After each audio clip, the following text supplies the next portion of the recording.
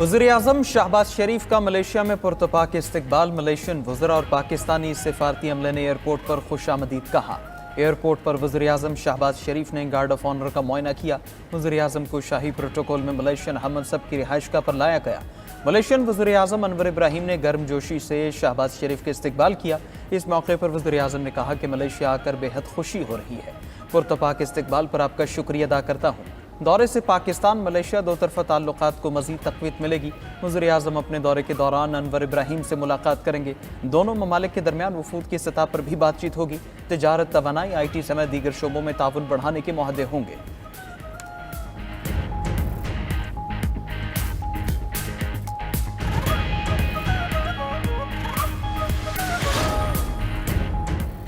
गजा मुआहिदे पर हमास और इसराइल के आज बिलवास्ता मुज़ाकरा। दोनों फरीकैन की मुज़ाकरात के लिए मिस्र में बैठक होगी। दूसरी तरफ अरब मीडिया ने दावा किया है कि हमास गजा जंगबंदी मुआहिदे के लिए हथियार डालने को तैयार हो गई। हमास हथियार बैनुल-अक़वामी निगरानी में फ़लस्तीनी मिस्री अथॉरिटी के हवाले करने पर आमादा है। हमास को कतर के ज़रिए अमरीकी ज़मानतें मिली हैं। ज़मानतों में गजा से इसराइली अफ़वाज के मुस्तकिल इनख़ला की यकीन दहानी शामिल। हमास ने इसराइली यरगमालियों की लाशें जमा करना शुरू कर दी। हमास ने इसराइली बमबारी को आर्जी तौर पर रोकने का मुतालबा किया। मुज़ाकरात पर तेज़ी से अमल दरामद हमारे मुफाद में है। इसराइल मुसलसल हमलों से ट्रंप के मंसूबे की राह में रुकावटें डाल रहा है। हम लड़ाई को रोकने के लिए पुरअज़्म हैं।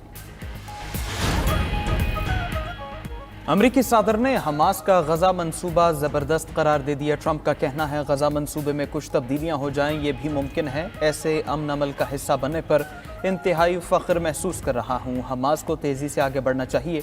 दावा किया कि इसराइल ने गजा में बमबारी रोक दी है।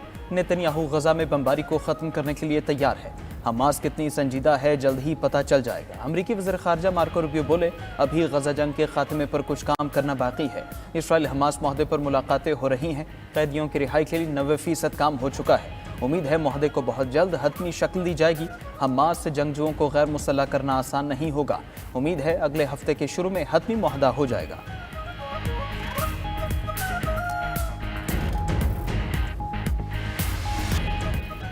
इसराइल ने ट्रंप की एक न मानी। गजा पर बमबारी में तेजी। गजा में वहशियाना बमबारी से 24 घंटे के दौरान मजीद 65 अफराद शहीद, 153 जख्मी हो गए। फ़लस्तीनी शहदा की मजमूई तादाद 67,139 हो गई। इसराइली फ़ौज का फ़लस्तीनी फ़ुटबॉल एसोसिएशन के हेडक्वार्टर पर हमला, मुतअद्दिद अरकान जख्मी हो गए। फ़लस्तीनी फ़ुटबॉल एसोसिएशन के मुताबिक इसराइली फ़ौज ने हेडक्वार्टर्स की तरफ गैस और दस्ती बम फेंके।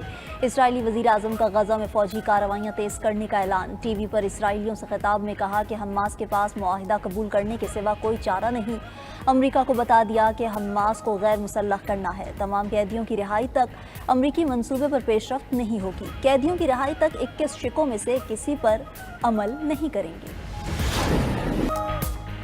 इसराइली कैद में मारूफ समाजी कारकुन ग्रेटा थनबर्ग पर तशद्दुद किए जाने का इंकशाफ। रिहाई पाने वाले तुर्क सहाफ़ी एडसन सेल्फ ने बताया कि फ्लोटिला के गिरफ्तार अरकान इसराइली फोर्सेस तशद्दुद और बदसलूकी कर रही हैं। समाजी कारकुन ग्रेटा थनबर्ग को तशद्दुद करके ज़मीन पर घसीटा गया। उन्हें ज़बरदस्ती इसराइली परचम चूमने पर मजबूर किया गया। हमें 2 रोज़ तक सोने नहीं दिया गया। दूसरी तरफ ग्लोबल समूथ फ्लोटिला के अतालवी कारकुन ने इसराइली जेल में इस्लाम कबूल कर लिया। तुर्क मीडिया के मुताबिक फ्लोटिला में शामिल एक कश्ती के अतालवी कप्तान ने कहा कि जेल में साथियों को नमाज अदा करते देखकर मुसलमान हो गया। ऐसे लगा जैसे मुझे दूसरी जिंदगी मिली हो। उधर इसराइल ने ग्लोबल समूथ फ्लोटिला के मजीद 137 अराकीन को मुल्क बदर कर दिया। तुर्किया एयरपोर्ट पहुंचने पर फ्लोटिला अराकीन का शानदार इस्तकबाल किया गया। स्पेन के 21 शहरियों को आज रिहा किया जाएगा। फ्लोटिला के सैकड़ों कारकुन अब भी इसराइली हिरासत में मौजूद।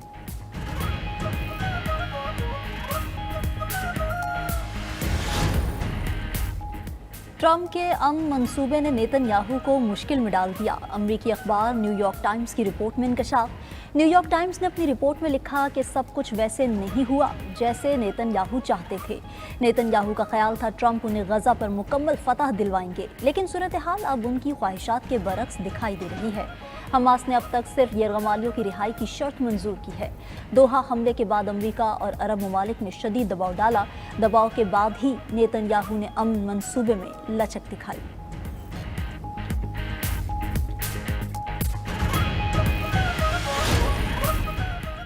انڈونیشیا میں اسکول کی عمارت گرنے سے ہلاکتیں 45 ہو گئیں، 104 افراد کو زندہ بچا لیا گیا، 26 اب بھی لاپتہ ہیں۔ امدادی کارکن ملبے تلے دبے افراد کو نکالنے میں مصروف ہیں۔ طوفان ایمی کی یورپ میں تباہ کاریاں، مختلف حادثات میں 3 افراد ہلاک ہو گئے۔ غیر ملکی میڈیا کے مطابق آئرلینڈ میں ایک اور فرانس میں 2 ہلاکتیں رپورٹ ہوئیں۔ فرانس میں ہوا کی رفتار 131 کلومیٹر فی گھنٹہ ریکارڈ۔ برطانیہ اور آئرلینڈ میں 100 میل فی گھنٹہ کی رفتار سے ہوائیں چل رہی ہیں۔ 180,000 سے زائد گھروں کی بجلی معطل۔ اسکینڈینیویا میں طوفان کو موسمی بم قرار دے دیا گیا۔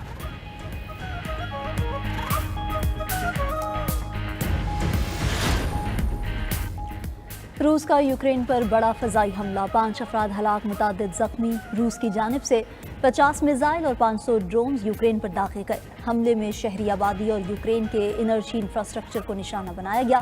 یوکرینی حکام کی شہریوں کو گھروں میں رہنے کی ہدایت۔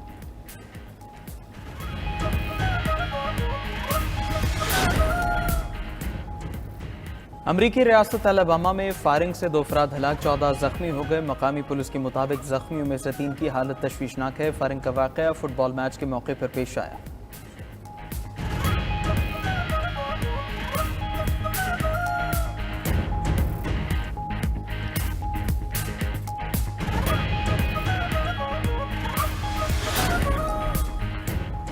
جارجیا کے وزیر اعظم نے یورپی یونین پر ملکی سیاست میں مداخلت کا الزام لگا دیا۔ جارجین وزیر اعظم کا کہنا ہے کہ ملک میں ہونے والے مظاہروں کے پیچھے یورپی یونین ہے۔ یورپی حمایت سے مظاہرین نے حکومت گرانے کی کوشش کی۔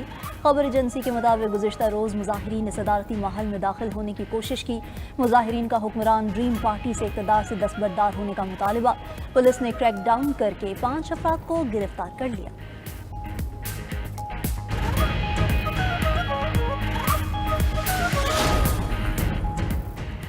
شام میں پارلیمانی انتخابات کے لیے پولنگ کا عمل مکمل، ووٹوں کی گنتی جاری۔ شام کے پارلیمانی انتخابات میں براہ راست عوامی ووٹنگ نہیں ہوئی۔ 6000 ووٹرز نے 210 نشستوں پر مشتمل ایوان کے 2/3 ارکان کے لیے حق رائے دہی استعمال کیا۔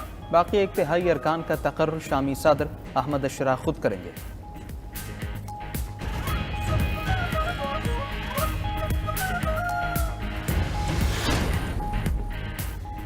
دنیا کی بلند ترین چوٹی ماؤنٹ ایورسٹ کے کیمپ سائٹس پر 1000 افراد پھنس گئے۔ چینی میڈیا کے مطابق شدید برف باری کے باعث مختلف کیمپ سائٹس پر 1000 افراد پھنسے۔ کچھ سیاحوں کو بچا لیا گیا جبکہ دیگر کے لیے امدادی کارروائیاں جاری ہیں۔